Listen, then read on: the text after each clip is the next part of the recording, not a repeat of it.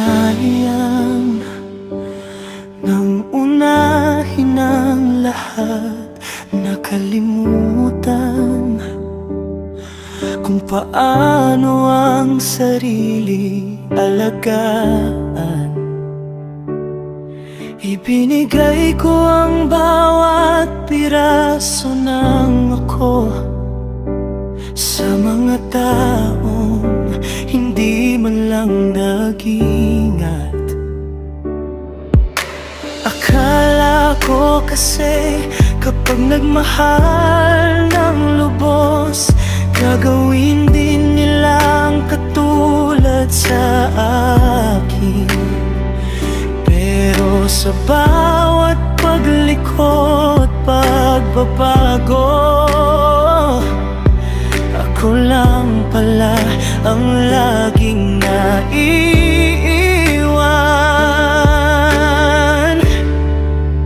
Kaya't sa huli, ako rin ang pipiliin, ako rin ang uunahin at mamahalin.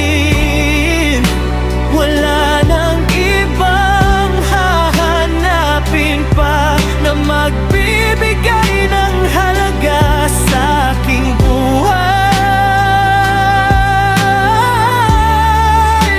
Matapos ang lahat ng pagod at sakripisyo, sa huli, ako rin ang natira at narito. Kaya ngayon, para sa akin ang lahat.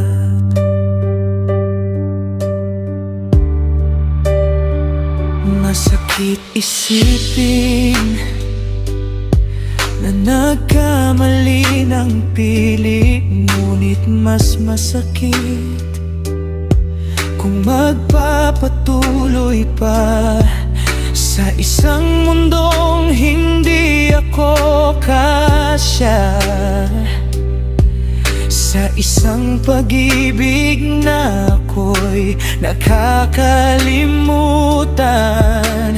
Natuto akong tumayo sa sariling paa, natuto akong maging tahanan ng sarili. Dahil kung ikaw mismo ay hindi gagawa, sino pa ang gagawa nito para sa'yo? Kaya't sa huli, ako rin ang pipiliin, ako rin ang uunahin at mamahalin. Wala nang ibang hahanapin pa na magbibigay ng halaga sa aking buhay. Matapos ang lahat ng pagod at sakripisyo, sa huli, ako rin ang natira at narito. Kaya ngayon, para sa akin ang lahat. Hindi ito pagiging magkasarili, ito ay pagiging makatarungan. Binigay ko ang lahat noon sa iba, ngayon naman akin naman ito.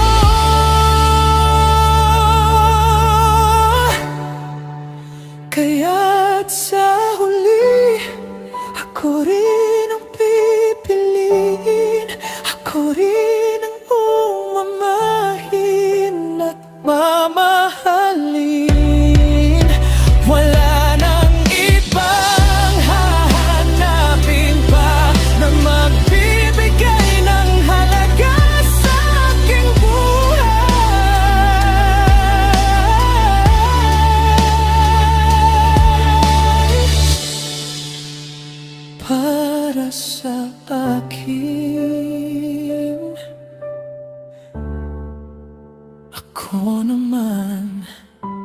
sa wakas.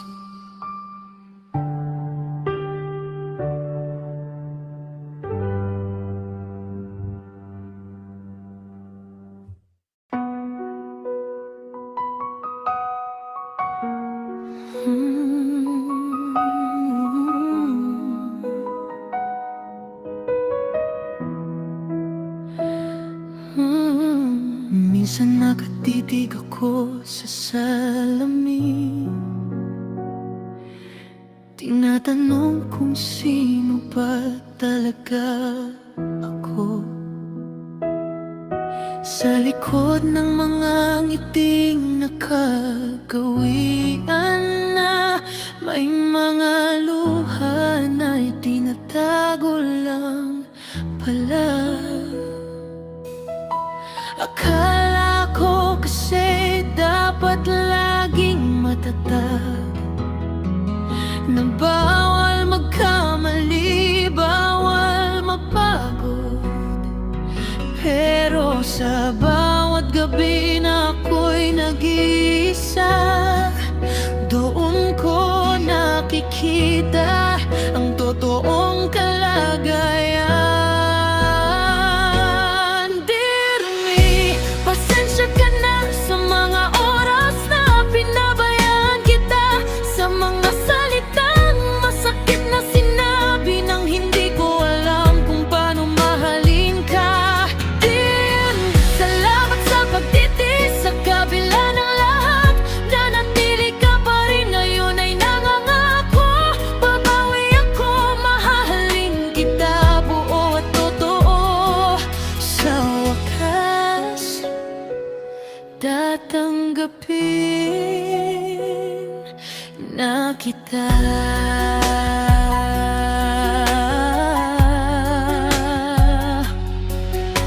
Ang daming pagkakataon na ikinumpara ang sarili sa iba na akala ko'y mas higit. Nakalimutan kong may sariling ganda. Ang bawat sugat ay kwento ng paglalakbay. Hindi naman kailangang maging perpekto upang maging karapat-dapat sa pagmamahal.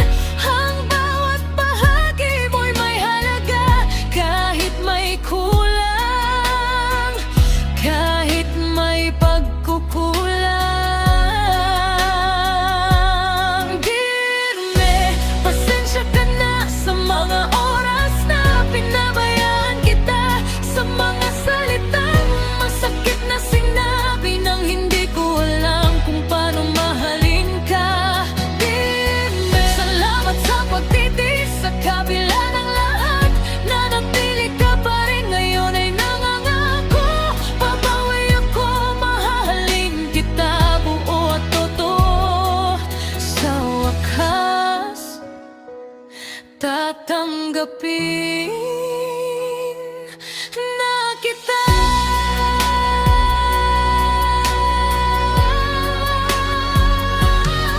Hindi madaling ayusin ang lahat, hindi madaling burahin ang nakaraan, pero simula ngayon ikaw na ang pipiliin, ikaw na ang uunahin, ikaw na ang aalagaan. Dahil kung hindi ako magmamahal sa akin,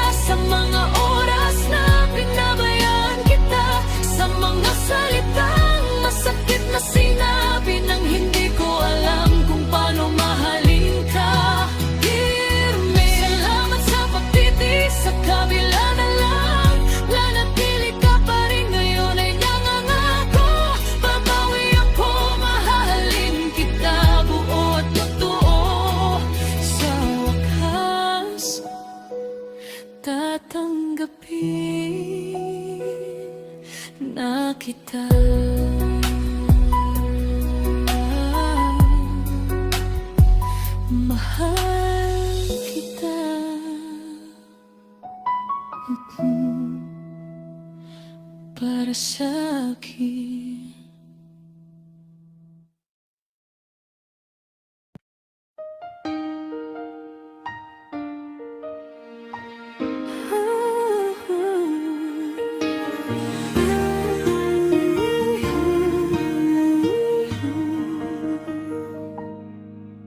Madalas kong tanungin ang langit kung kulang ba ako sa paningin ng iba, kung bakit parang laging may kulang, kung bakit parang hindi ako kasya. Inihambing ang sarili sa larawan na itinakda ng mundo at lipunan. Sinubukang baguhin ang bawat bahagi upang tanggapin at mahalin nila ako. Ko na ako'y higit pa sa sapat. Hindi kailangang maging katulad ng iba. Ang bawat bakas, bawat guhit at sugat ay patunay ng aking sariling ganda. Hindi kailangang maging perfecto upang maging karapat-dapat at totoo. Ako ay sapat at higit pa doon.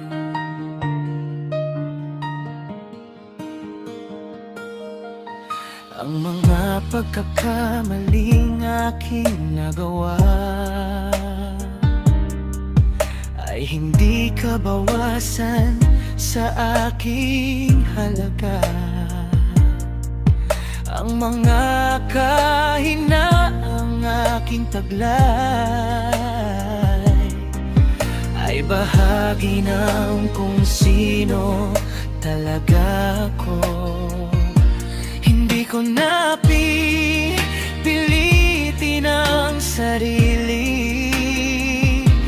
na umakma sa hulmang hindi para sa akin. Dahil natuklasan ko sa huli na ang tunay na ganda ay nasa pagiging totoo. Ngayon alam ko na ako'y higit pa sa sapat. Hindi kailangang maging katulad ng iba. Bakas, bawat guhit at sugat ay patunay ng aking sariling ganda.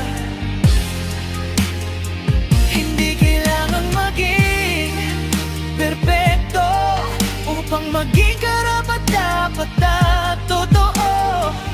Ako ay sapat at higit pa doon.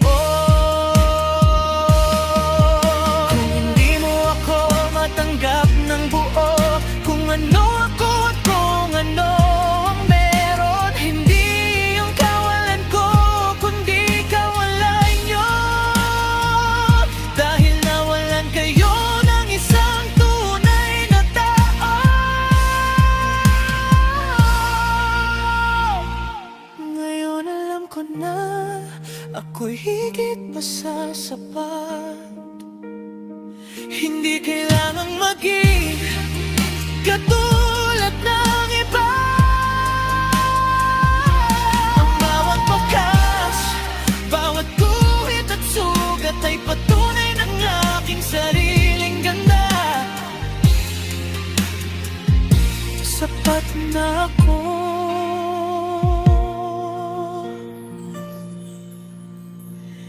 Higit pa doon.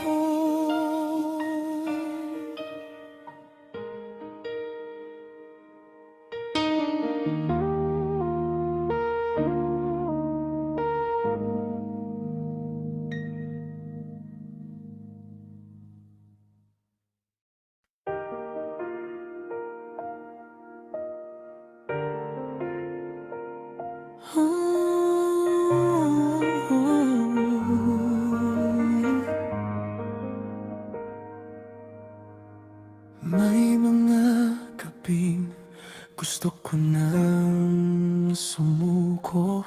Parang ang hirap, hirap ituloy ang laban.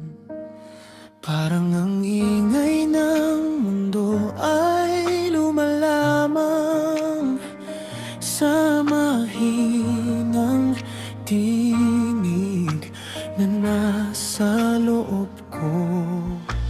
Minsan ay nawawala ang tiwala sa sariling galing at sariling halaga.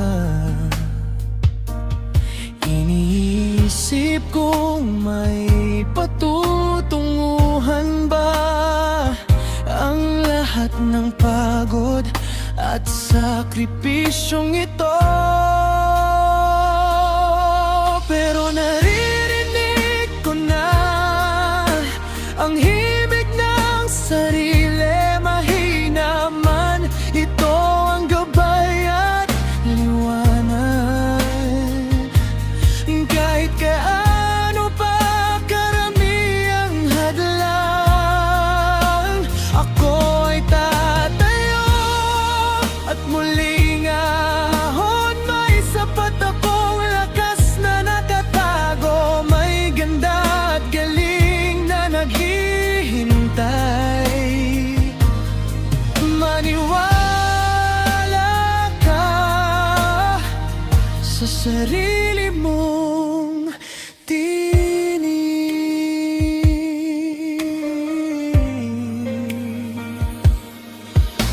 Hindi kailangang maging mabilis, ang mahalaga ay tuloy-tuloy ang habang. Ang bawat pagkadapa ay aral at lakas. Ang bawat luha ay magiging tagumpay. Hindi ko kailangang patunayan sa mundo kung gaano ako kahusay o karapat-dapat. Dahil alam ko sa kaibuturan ng puso na mayroon akong alay na walang katulad. Pero naririnig ko na ang himig ng sarili. Mahina man ito ang gabay at liwanag. Kahit gaano pa karami ang hadlang, ako ay tatayo at muling ahon. May sapat akong lakas na nakatago. May ganda at galing na naghihintay. Maniwala ka sa sarili mong tinig. Ang pinakamatagal mong kasama mula simula hanggang sa huling pahina. Kaya mahalin mo, alagaan mo at paniwalaan ang taong nakikita mo sa salamin.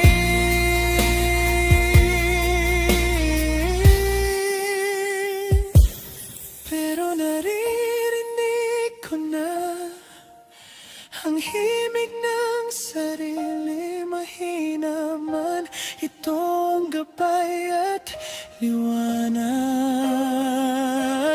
Kahit gaano pa karami ang hadlang, at muling aayon.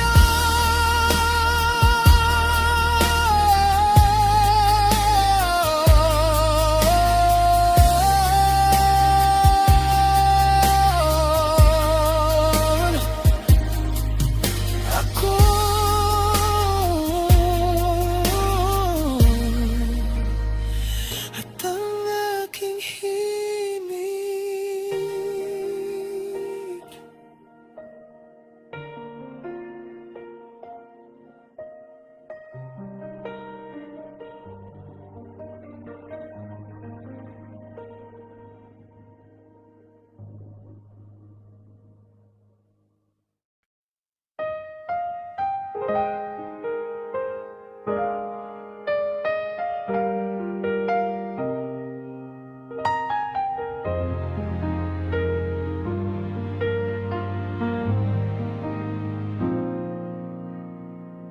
Matagal akong nakakulong sa isipan,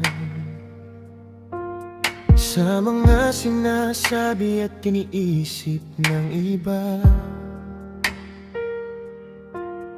Takot na magkamali, takot na mapuna,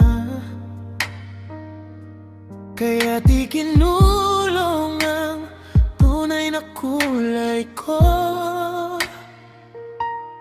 Parang ibong nasa loob ng hawla, gusto nang lumipat pero takot lumaya. Iniisip kung magugustuhan ba nila ang makikita nila kapag nagbukas ako.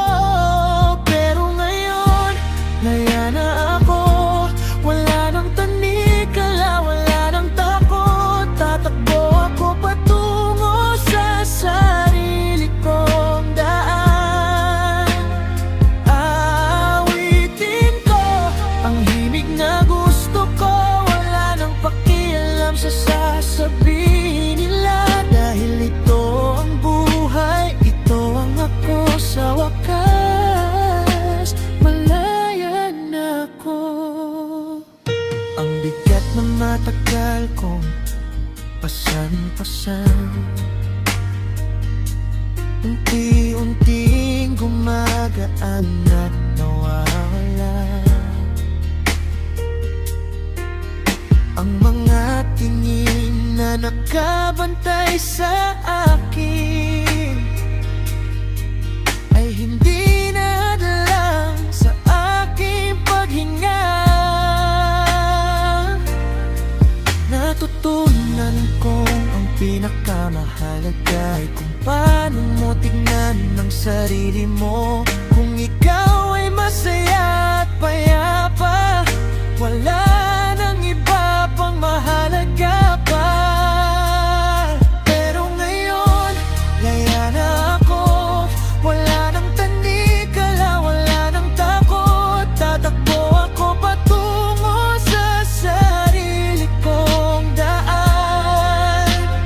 Awit ito ang himig na gusto ko, wala nang pakialam sa sasabihin nila. Dahil ito ang buhay, ito ang ako, sa wakas malaya na ako. Ang kalayaan ay wala sa lugar at tao, nasa iyong desisyon na maging totoo. At sa araw na tinanggap mong sarili mo, doon magsisimula ang tunay na buhay mo.